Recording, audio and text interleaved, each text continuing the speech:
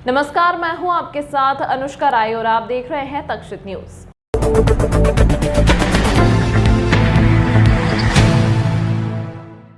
प्रदेश सरकार पर वादा खिलाफी का आरोप लगाते हुए इंदौर में भी शासकीय अस्पतालों के डॉक्टरों ने काली पट्टी बांधकर जताया विरोध। मांगे न माने जाने की स्थिति में हड़ताल की दी चेतावनी। केंद्र के समान समयबद्ध पदोन्नति और प्रशासनिक अधिकारियों का हस्तक्षेप कम करने की मांग को लेकर प्रदेश सरकार के 10,000 से ज्यादा सरकारी डॉक्टर हड़ताल पर जाने की तैयारी में हैं। वहीं आज इंदौर में MP health, medical education, gas राहत गृह विभाग, ईएसआई और जूनियर एनएचएम संविदा डॉक्टर व बोंडेड डॉक्टरों ने काली पट्टी बांधकर प्रदर्शन किया। वहीं डॉक्टर ने चेतावनी दी कि इसके बाद भी मांगे नहीं मानी गई तो बुधवार से काम बंद हड़ताल पर चले जाएंगे। गौरतलब है कि इंदौर के महात्मा गांधी मेडिकल कॉलेज के सभागृह में शासकीय स्वशासी चिकित्सक महासंघ के आह्वान पर सभी 52 जिलों, अस्पतालों और मेडिकल कॉलेजों के लगभग 110 प्रतिनिधियों ने सीधे तौर पर और 70 प्रतिनिधियों ने ऑनलाइन बैठक में भाग लिया, जिसमें 3 मई से सामूहिक चिकित्सा कार्य बंद करने का निर्णय लिया गया है। देखिए, आज हमने सरकार से एक्चुअली हमारी जब वार्ता हुई थी और सरकार के सारे अधिकारी और सरकार भी राजी हो गए थे कि हमारी मांगे बिल्कुल उचित है, लेकिन उसका जब वो उस मीटिंग टेबल से उठे उन्होंने साइन भी करा लिए सारे बड़े अधिकारियों के, लेकिन बाद में वो मुकर गए। ऑर्डर निकालने से उन्होंने मना कर दिया। बेसिकली हम क्योंकि वो खुद ही वादा खिलाफी कर रहे हैं उसी के खिलाफ, और आज हम सिर्फ सांकेतिक कर रहे हैं जिसमें हमने सबने काली पट्टी बांधी हुई है। 10,000 चिकित्सक तो हम हैं ही जो महासंघ के बैनर तले, इसके अलावा हमें IMA और नर्सिंग होम एसोसिएशन और इन सब का भी समर्थन प्राप्त है। हमारे खुद के NRHM वाले लोग, जूडा वाले लोग, वो सब हमारे साथ हैं। दूसरी चीज़, अगर हमारी सरकार अभी भी, हम आपके माध्यम से भी सरकार को चेताना चाहते हैं, अगर अभी भी हमारी मांगे मान ली जाती है तो हम आज ही हड़ताल ख़त्म कर देंगे अगर हमें ऑर्डर दे दिया जाए। अगर नहीं देते हैं तो कल हमारा पेन डाउन है, खाली हम इमरजेंसीज अटेंड करेंगे और परसों से हम इंडेफिनिट स्ट्राइक पे जाने वाले हैं। उसके लिए मरीजों को होने वाली असुविधा के लिए सरकार स्वयं जिम्मेदार रहेगी।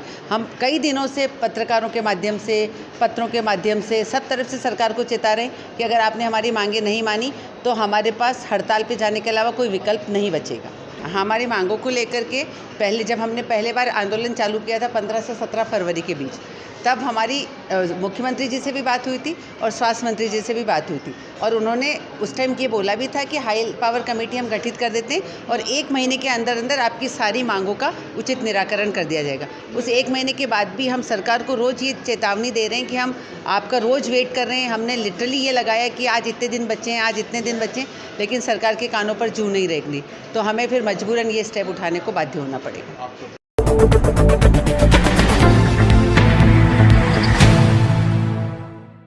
इंदौर में नई निगम कमिश्नर ने अपनी सख्त कार्यशैली का परिचय देना शुरू कर दिया है, जिसमें आयुक्त ने सीएम हेल्पलाइन की शिकायतों को तय समय में निराकरण नहीं करने वाले अधिकारी का वेतन काटने के निर्देश दिए हैं। वहीं आयुक्त ने सीएम की घोषणाओं के अनुरूप योजनाओं के क्रियान्वयन को लेकर भी सभी अपर आयुक्त को निर्देश दिए।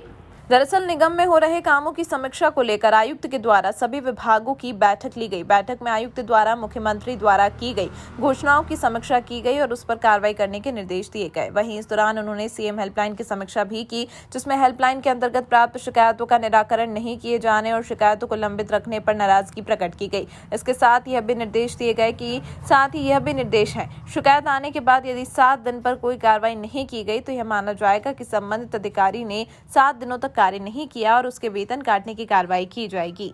बेसिकली टीएल बैठक लेने का मुख्य उद्देश्य ये था कि कई बार डेली बेसिस में कई लोग आते हैं जिनके कई सारे आवेदन ऐसा लगता है कि इम्पॉर्टेंट है, त्वरित कार्रवाई अपेक्षित है या 7 दिवस के अंदर कम से कम कार्रवाइयाँ होनी चाहिए, और उसके फॉलोअप के लिए हम लोगों ने इस बैठक को रखा है। इसके साथ ही पब्लिक ग्रीवेंस रिड्रेसल का जो मेन प्लेटफॉर्म है सीएम हेल्पलाइन, उसमें काफ़ी बड़ी संख्या में कंप्लेंट्स हमारे पेंडिंग हैं या लोगों के कंप्लेंट्स सॉल्व नहीं हो रहे, इस तरह का पॉइंट पहुंच रहा था। इसको ध्यान में रखते हुए कल हम लोगों ने जब रिव्यू किया तो कुछ बातें इस तरह की निकल के आई कि अलग अलग स्तर पे कंप्लेंट्स पेंडिंग रह रहे हैं, बियॉन्ड टाइम भी पेंडिंग रह रहे हैं। तो उनको ध्यान में रखते हुए ये हम लोगों ने एक निर्णय लिया है कि अगर फॉर एग्जांपल किसी भी जोनल ऑफिस में 7 दिन के लिए वो कंप्लेन रहा और वहाँ पे उसका निराकरण नहीं हुआ, तो ये मानते हुए कि 7 दिन उसने काम नहीं किया, उसके 7 दिन की सैलरी काटेंगे, ताकि एक strong message with respect to public grievance redressal का जाए और इसको गंभीरता से हमारी टीम टेकअप करें। बहरहाल जो हमारे मुख्य सीएम हेल्पलाइन की कंप्लेंट्स हैं वो आपके विशेषकर पेयजल से संबंधित है या हमारा जो ड्रेनेज के जो काम चल रहे हैं, रोड्स के जो काम चल रहे हैं, इनसे संबंधित सबसे ज़्यादा प्रकरण सीएम हेल्पलाइन में पेंडिंग है। और उसमें हम लोग उसकी सूची बनाकर इंजीनियर्स की ड्यूटी, इनफैक्ट एडिशनल कमिश्नर्स की भी जिम्मेदारी तय करते हुए इन काम को हम निष्पादित करवाना चाह रहे हैं, ताकि सिर्फ जेडोस की जिम्मेदारी नहीं है अपितु पूरे नगर निगम की टीम की भी जिम्मेदारी है इसको।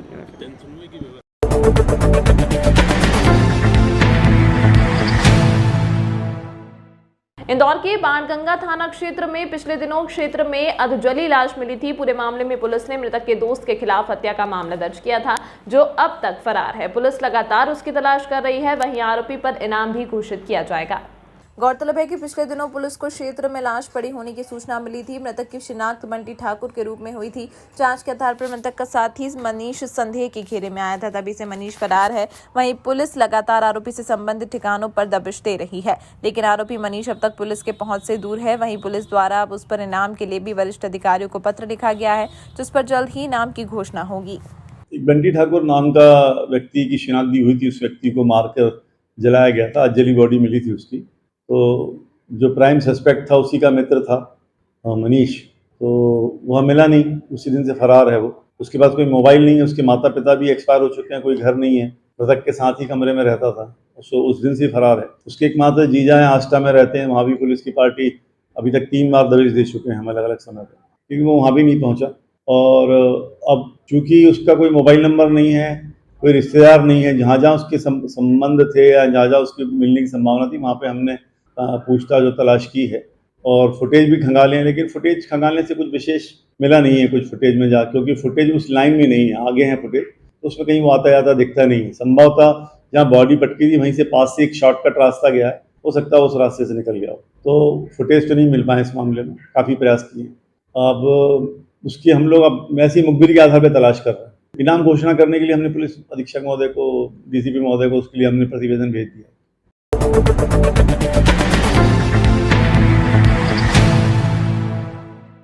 इंदौर में देर रात तक संचालित 2 बारों पर हुई कार्रवाई। कलेक्टर ने वार्निंग कार्रवाई करते हुए 7 दिनों के लिए किया लाइसेंस को निलंबित। इसके बाद नियमों का उल्लंघन करने पर कलेक्टर ने दी बार को बंद करने की चेतावनी।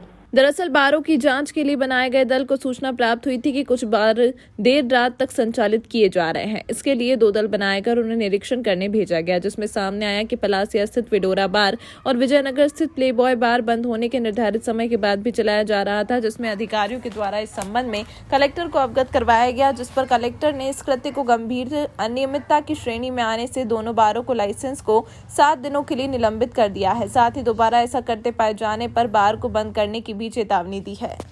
लगातार हम लोग है ना लास्ट 2 वीक से स्पेशली नाइट में ना पब्स हैं या इस प्रकार का बार्स हैं, वो समय सीमा से बाहर है ना मतलब अपना ओपन करते हैं और वहाँ है ना शिकायतें होती हैं अनियमितता का, ड्रग्स के लेकर या फिर है ना माइनर है ना लोगों का है ना अंदर अलाउ करने से लेकर। सो एडमिनिस्ट्रेशन ने एक टीम फॉर्म किया है, उस टीम पे रेवेन्यू डिपार्टमेंट भी है, नगर निगम है, फूड सेफ्टी का है, एक्साइज हैं, मतलब ये टीम स्पेशली सैटरडे संडेज में, अदर वीक डेज में भी हम लोग है ना लगातार इसको है ना चेकिंग करते हैं। तो अभी फ़िलहाल आई थिंक ये एक पब को इलेक्ट्रिकल सेफ्टी सर्टिफिकेट नहीं होने के कारण है ना मतलब हम लोगों ने सील किए हैं। पिछले वीकेंड पे 2 ऐसे है ना पब्स हैं, उनकी समय सीमा के बाद भी है ना 1 बजे 2 बजे भी है ना खुले हुए मिलेंगे। उनको हम लोगों ने एक एज़ पर रूल्स एक ऐसा फर्स्ट वार्निंग है ना हम लोगों ने 7 दिन के लिए ना उनको ना सस्पेंड किए हैं, बट नियम में प्रावधान है कि लगातार है ना वो रिपीट करेंगे, हैबिचुअल अफेंडर होंगे, फिर उनको है ना परमानेंट है ना क्लोज करने के लिए भी प्रावधान है। सो ऐसा है ना वार्निंग है ना हम लोग ने एक सप्ताह के लिए सस्पेंड किया।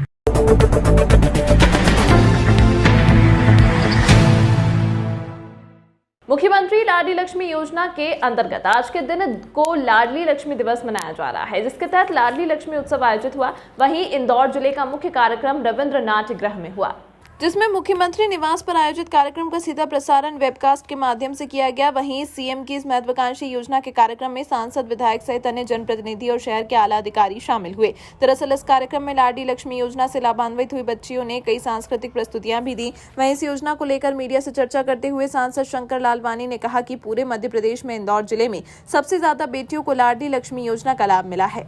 पूरे प्रदेश में आज लाडली बहना उत्सव मनाया जा रहा है। लाखों बहनों को माननीय मुख्यमंत्री जो भांजे भांजियों के मामा हैं उन्होंने इतनी बड़ी सौगात दी है कि हमारे आज सवेरे भी मैं जब लाडली बहना उद्यान में गया था तो छोटी छोटी बच्चियों ने वृक्षारोपण किया। मैंने उनसे पूछा कोई 7वीं पढ़ रही, कोई 8वीं पढ़ रही, कोई 9वीं पढ़ रही है, और लाडली लक्ष्मी योजना का इतना लाभ उनको छोटी बहनों को मिल रहा है। बहुत खुश है, प्रसन्न है। आज लाडली बहना उत्सव यहाँ हो रहा है और मध्य प्रदेश में सबसे ज़्यादा लाडली बहनें हमारे इंदौर में बढ़ रही लाडली, और ये एक बहुत ही उत्साह की बात है कि हमारे सभी जनप्रतिनिधि, प्रशासनिक अधिकारी मिलकर जब काम करते हैं तो माननीय मुख्यमंत्री जी की जो लाडली लक्ष्मी योजना हो या लाडली बहना योजना हो उसमें बढ़ चढ़ के हिस्सा लेते हो। इंदौर हमेशा नंबर 1 रहता है। तमाम महत्वपूर्ण खबरों के लिए देखते रहिए तक्षशिला न्यूज।